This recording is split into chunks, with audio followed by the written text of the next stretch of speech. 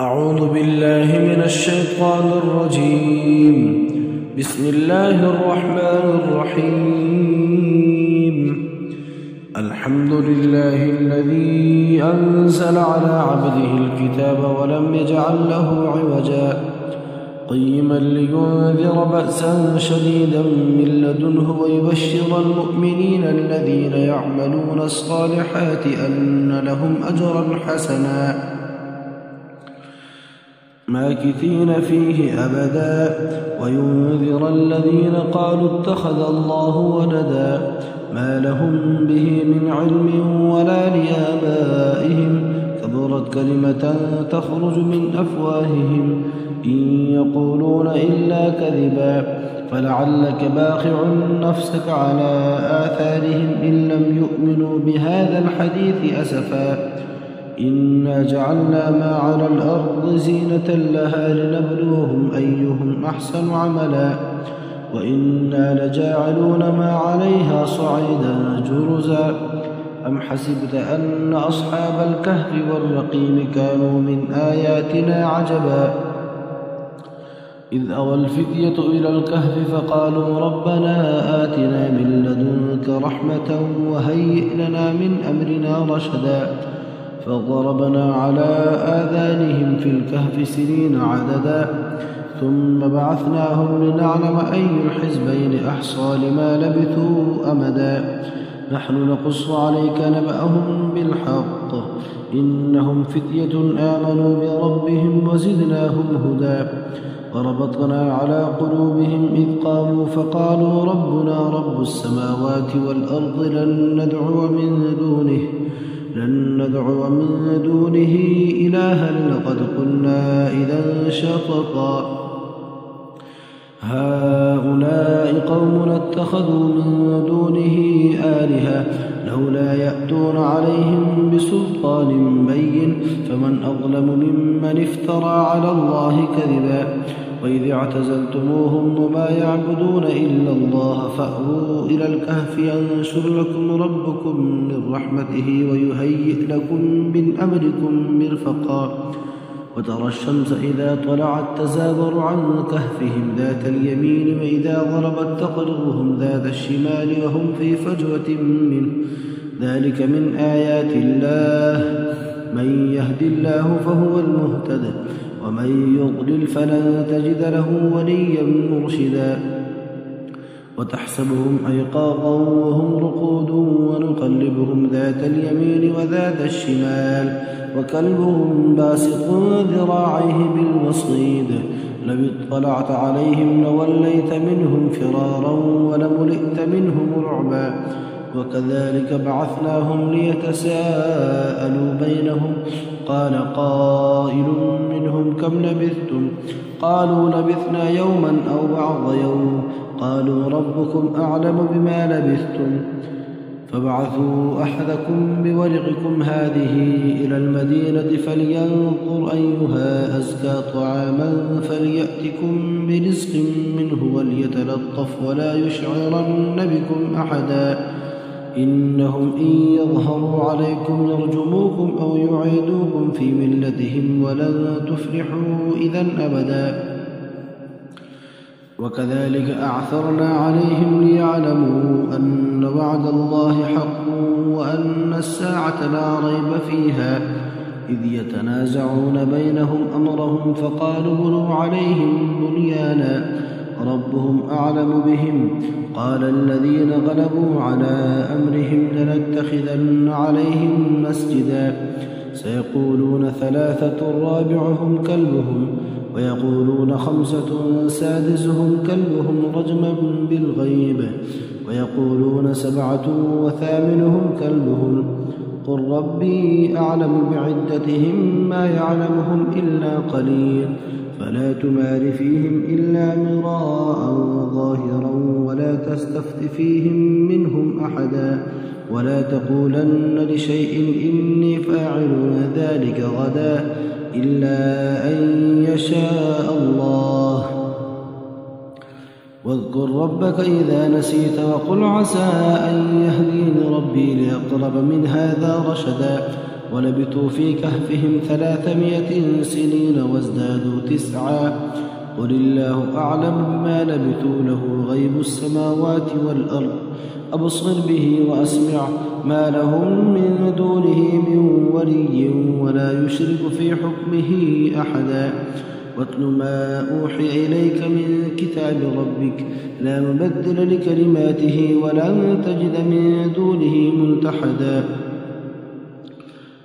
واصبر نفسك مع الذين يدعون ربهم بالغداة والعشي يريدون وجهه ولا تعد عيناك عنهم تريد زينة الحياة الدنيا ولا تطع من أغفلنا قلبه عن ذكرنا واتبع هواه وكان أمره فرطا. وقل الحق من ربكم فمن شاء فليؤمن ومن شاء فليكفر إنا أعتدنا للظالمين نارا أحاط بهم سرادقها وإن يستغيثوا يغاثوا بماء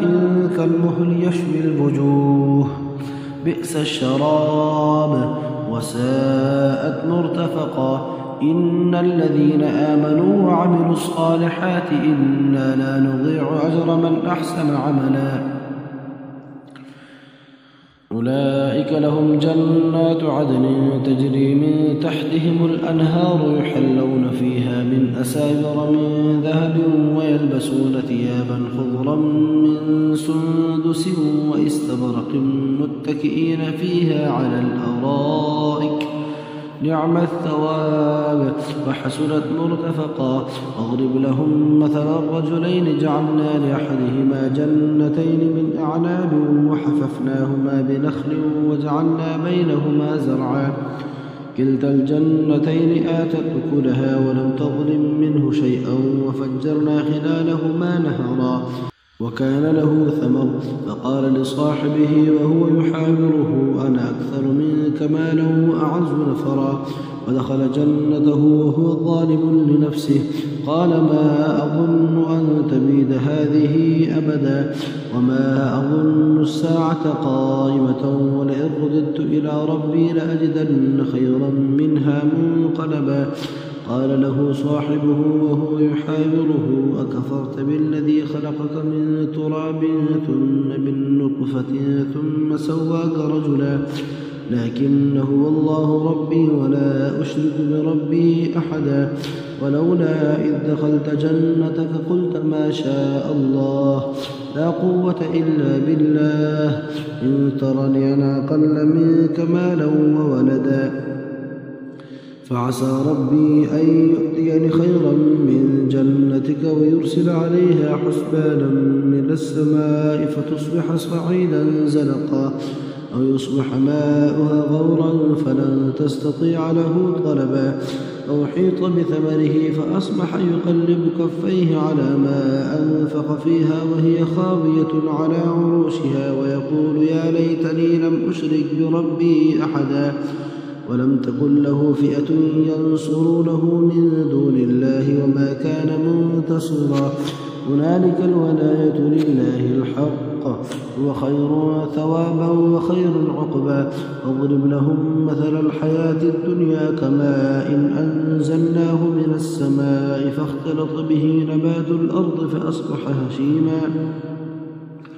فأصبح هشيما تذروه الرياح وكان الله على كل شيء مقتدرا. المال والبنون زينة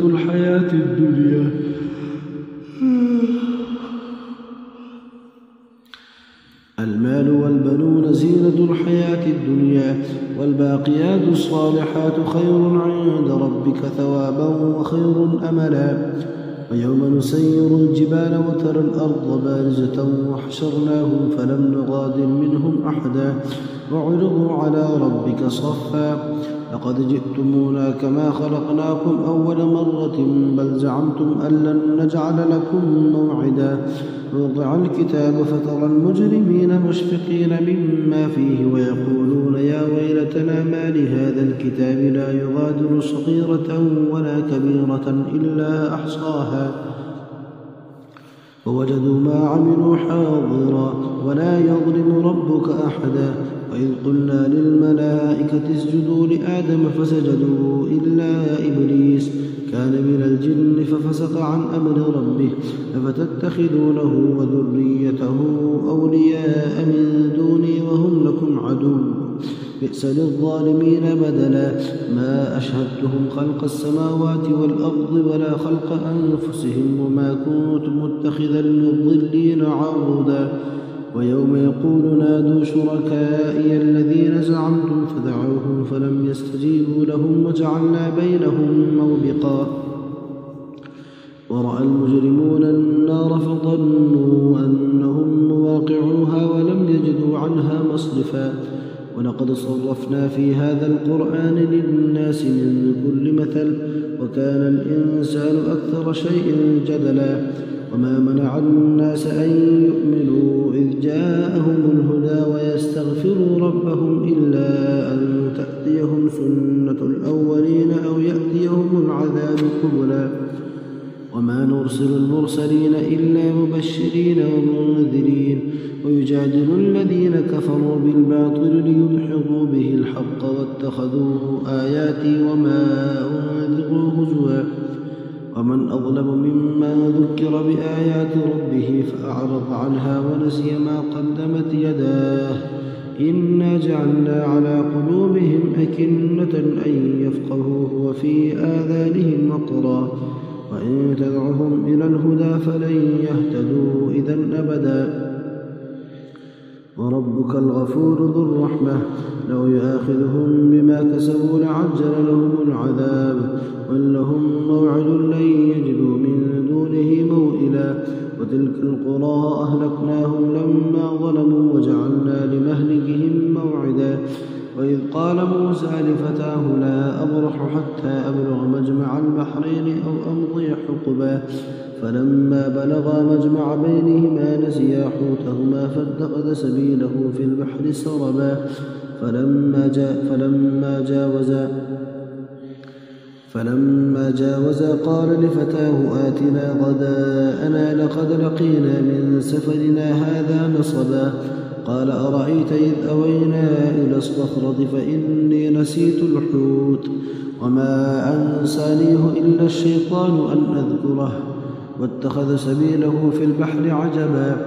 قال ذلك ما كنا نبغي فارتدا على آثارهما قصصا فوجدا عبدا من عبادنا آتيناه رحمة من عندنا وعلمناه من لدنا علما قال له موسى هل أتبعك على أن تعلمني مما علمت رشدا قال إنك لا تستطيع معي صبرا وكيف تصبر على ما لم تحط به خبرا قال ستجدني إن شاء الله صابرا ولا أعصي لك أمرا قال فإن اتبعتني فلا تسألني عن شيء حتى أحدث لك منه ذكرا فانطلقا حتى إذا ركبا في السفينة خرقها قال أخرقتها لتغرق أهلها لقد جئت شيئا إمرا قال ألم أقل إنك لن تستطيع معي صبرا قال لا تؤاخذني بما نسيت ولا ترهقني من أمري عسرا فانطلقا حتى إذا لقيا غلاما فقتله قال أقتلت نفسا زكية بغير نفس لقد جئت شيئا نكرا قال ألم أقل لك إنك لن تستطيع معي صبرا قال إن سألتك عن شيء بعدها فلا تصاحبني قد بلغت من لدني عذرا فانطلقا حتى إذا أتيا أهل قرية استطعما أهلها فأبوا أن يضيفوهما فوجدا فيها جدارا يريد أن ينقض فأقامه قال لو شئت لاتخذت عليه أجرا قال هذا فراق بيني وبينك سأنبئك بتأويل ما لم تستطع عليه صبرا أما السفينة فكانت لمساكين يعملون في البحر فأردت أن أعيبها وكان وراءهم ملك يأخذ كل سفينة غصبا وأما الغلام فكان أبواه مؤمنين فخشينا أن يرهقهما طغيانا وكفرا فأردنا أن يبدلهما ربهما خيرا منه زكاة وأقرب رحما. وأما الجدار فكان لغلامين يتيمين في المدينة وكان تحته كنز لهما وكان أبوهما صالحا